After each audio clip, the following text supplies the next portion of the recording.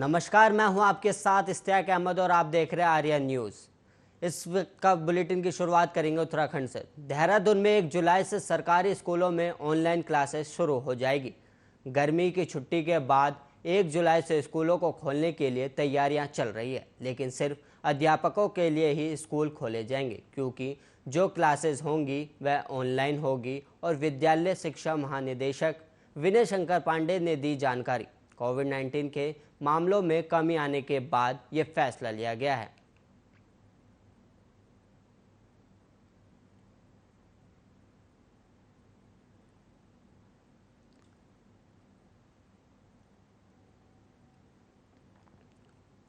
उत्तराखंड में 1 जुलाई से स्कूल को खोलने के निर्देश दिए गए हैं, जिसे लेकर अब फैसला ले लिया गया है। स्कूलों में सिर्फ अध्यापकों को आने का निर्देश जारी कर दिया गया है। जानकारी के अनुसार विद्यालय महानिदेशक पांडे ने इसकी जानकारी दी है। कोविड-19 के मामलों में कमी के चलते इसको फैसला लिया गया है। उत्तराखंड के देहरादून में 1 जुलाई से स्कूल खोलने के निर्देश दे।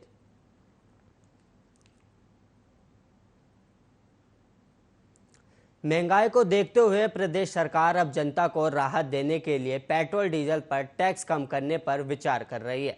मुख्यमंत्री तीरथ सिंह रावत ने ऐसे संकेत दिए हैं। उन्होंने कहा कि अंतर्राष्ट्रीय बाजार में कच्चे तेल के दामों में बढ़ोतरी होने पर पेट्रोल और डीजल के दाम बढ़ते हैं। राज्य सरकार महंगाई लगाने के लिए पेट्रोल पदार्थों पर टैक्स कम करने पर विचार कर रही है। जल्द ही इसकी घोषणा की जाएगी।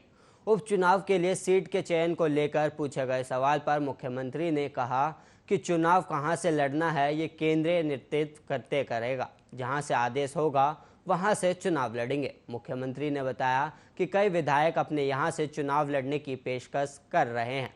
यह उनके लिए खुशी की बात है। विधानसभा चुनाव को लेकर रोड मैप तैयार हो रहा है।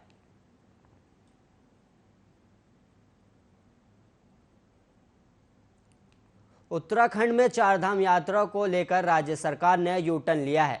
अब उत्तराखंड सरकार ने चारधाम यात्रा को अगले आदेश तक के लिए स्थगित कर दिया गया है। बताया गया है कि ऐसा उत्तराखंड हाईकोर्ट के ऑर्डर को मानते हुए किया गया है। इससे पहले सोमवार को ही राज्य सरकार ने चारधाम यात्रा को लेकर कोविड गाइडलाइंस जारी की थी। साथ ही कहा था कि 1 जुलाई से यात्रा शुरू हो जाएगी, जबकि उत्तराखंड हाईकोर्ट ने यात्रा पर 7 जुलाई तक की रोक लगा दी है। उत्तराखंड सरकार ने चारधाम यात्रा के लिए जो कोविड गाइडलाइन सुबह जारी कर दी थी, उसमें कहा गया था कि यात्रा का पहला चरण 1 जुलाई से शुरू होगा, फिर 11 जुलाई से यात्रा का दूसरा चरण शुरू होगा। आगे कहा गया कि नेगेटिव कोरोना रिपोर्ट भी जरूरी होगी। राज्य सरकार ने सीमित लोगों के साथ यात्रा की शुरुआत की बात कही थी, लेकिन अब यात्रा को अगले आदेश तक के लिए स्थगित कर दिया गया है।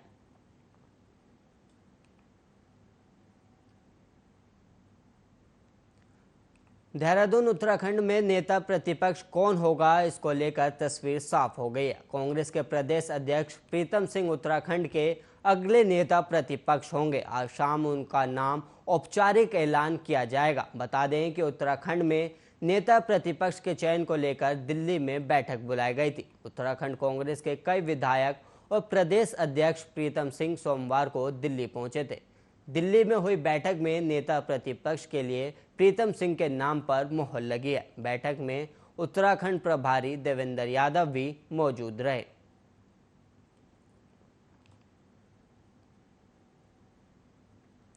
उत्तराखंड समेत देश के तमाम राज्यों के राज्य वृक्षकों के साथ पेड़ों की अन्य प्रजातियों को संरक्षित करने के लिए वन अनुसंधान शाखा की ओर से हल्द्वानी में भारत वाटिका तैयार की गई है। भारत वाटिका में उत्तराखंड, मध्य प्रदेश, हिमाचल, महाराष्ट्र, गुजरात, कर्नाटक, आंध्र प्रदेश, तेलंगाना, केरल, असम, पश्चिम बंगाल, तमिलनाडु समेत देश के 28 राज्यों और 5 केंद्र शासित राज्यों के राज्य वृक्षकों के साथ ही अन्य 24 प्रजातियों के पेड़ों को संरक्षित किया गया है।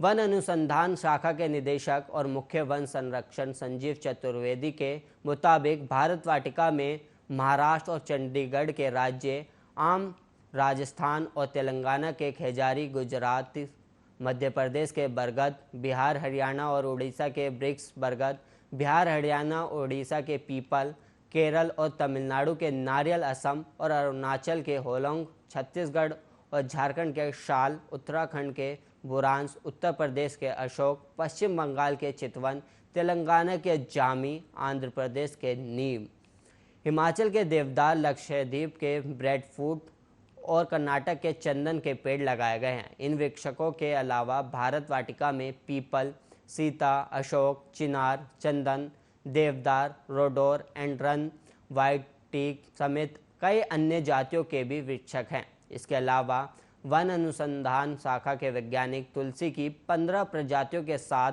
पीपल, बरगद, आंवला, बेलपत्र, पाकड़ समेत कई अन्य प्रजातियों के संरक्षण को लेकर काम कर रहे हैं। जम्मू कश्मीर के पुलवामा में हुई आतंकवाद घटना में शहीद हुए 40 जवानों की याद में वन अनुसंधान शाखा की ओर से पुलवामा वाटिका तैयार की गई है। इसे देखने के लिए बड़ी संख्या में पर्यटक हल्द्वानी आते हैं। देश के सभी राज्यों और केंद्र शासित राज्यों के राज्य वृक्षकों का संरक्षण करने के साथ ही राष्ट्रीय एकता और अखंडता का संदेश दिया जा सके, इसके लिए वन अनुसंधान शाखा की ओर से भारत वाटिका की स्थापना की गई है। उत्तराखंड देश का इकलौता राज्य है जहां भारत वाटिका की परिकल्पना को साकार किया गया है।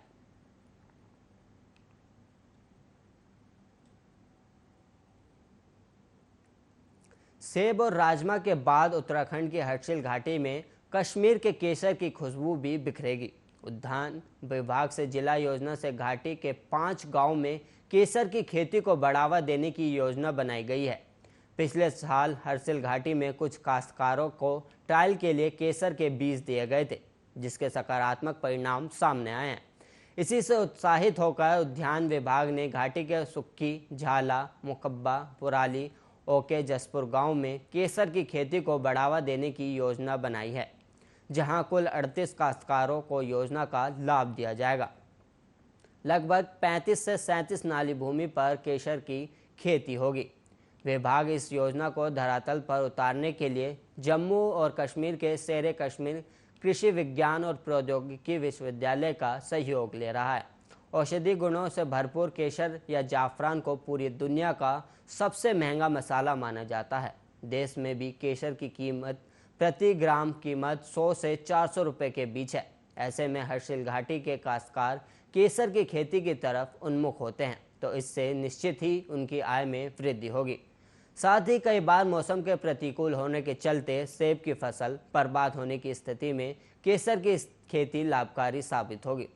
हर्षिल घाटी के केसर की खेती के लिए मौसम एकदम अनुकूल है। CHO डॉक्टर रजनीश सिंह का कहना है कि केसर की खेती के लिए मुख्य आवश्यकता ठंडे वातावरण की है। हर्षिल घाटी में अच्छी बर्फबारी होती है। नदी द्वारा बहाकर लाई गई मिट्टी में केसर का अच्छा उत्पादन होता है।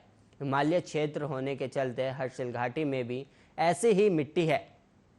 बताया गया कि सितंबर-अक्टूबर में बीज लगाने के बाद मई-जून में उत्पादन मिलेगा। योजना के लिए जिला योजना 2021 से 22 में 9.8 लाख का बजट रखा गया है। काश्तकारों को केसर के बीज उपलब्ध कराने के साथ उन्हें प्रशिक्षण दिया जाएगा। जरूरत हुई तो बागवानी और वानिकी विश्वविद्यालय भरसार और कृषि विश्वविद्यालय पंतनगर का भी सहयोग लेंगे।